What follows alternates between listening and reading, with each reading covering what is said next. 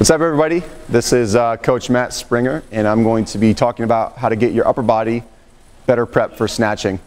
And if you're like me, and you're like a lot of other people, you could probably spend all day getting ready for a snatch and still feel like you're not in the best position possible.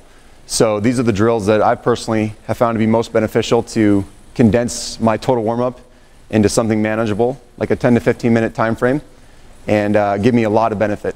So we're going to start with 2 soft tissue drills and then go into 2 mobility drills. And the order is actually important, that you get the soft tissue work in before you actually go into the joint mobility. So the 2 very important soft tissue drills that we're going to do, all you need is the lacrosse ball and a wall. And this first one, you'll end up putting the ball right across the backside of your spine. If you can feel out your armpit, it's going to be your teres minor, but it's going to be your scap all the way up your tricep. And your goal is to pin this ball against the wall while staying on those muscle groups, moving from deep in the tricep, armpit, and then across the lateral part of your shoulder blade until you find something that's really gnarly. And you're probably going to find something that puts you off on like a scale of 8, 9, 10. For a lot of people, this is probably one of the most tied up areas that they don't know actually exists. So I'd recommend 2 minutes on the wall for each side, going through that mobility drill. And once you find that high pain spot where you'll feel it, there's not much going on until you hit that spot.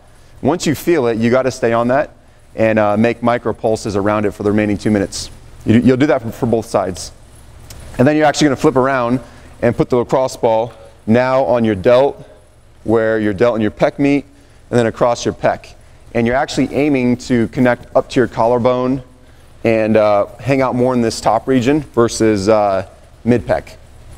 So again, it's pinning the ball against the wall. You might put your arm behind your back like it's getting arrested, and you'll just hunt around again for 2 minutes until you find something that puts you off on the highest pain scale, and that's where you stick on it. In terms of what you're referencing, is 6, 7, 8 out of 10 on a pain scale for that spot you eventually find is adequate. You don't have to press in until you feel like you're going to pass out. So if you do 2 minutes per side, that's going to put you about 8 minutes total, and that will be the most comprehensive soft tissue work you can do for your shoulder, both front side and back side, that's going to get at what a lot of people actually need. And then once the soft tissue work is over, you'll come to the rig, and this is probably my favorite upper body drill. If I only had time for one, this would be the one that I actually do, and this is called a banded lat distraction. You don't need a heavy band, but you do put it high in the rig. Put your palm through it. Palm stays up, that's important. You'll step back till there's some light tension.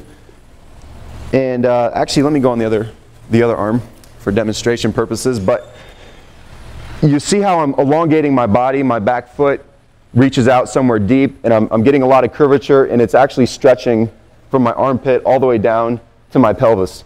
I'll stay in this drill for 2 minutes on each side, and the idea is that you keep sinking deeper and deeper into a stretch.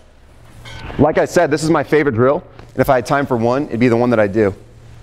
If you tested your snatch overhead, so you put a barbell overhead, you feel it out, and then you come and do this banded lat distraction, go back to the bar, put it overhead and feel it out, you're going to notice tons of degrees of improvement and freedom after this drill's over.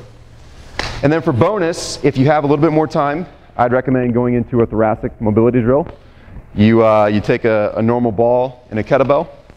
You're going to lie down on the ground, and you'll reach up and find that kettlebell, and simply my upper back is on the ball, my hands are on the kettlebell, and I'll keep moving away from the kettlebell, trying to form around the ball and get curvature.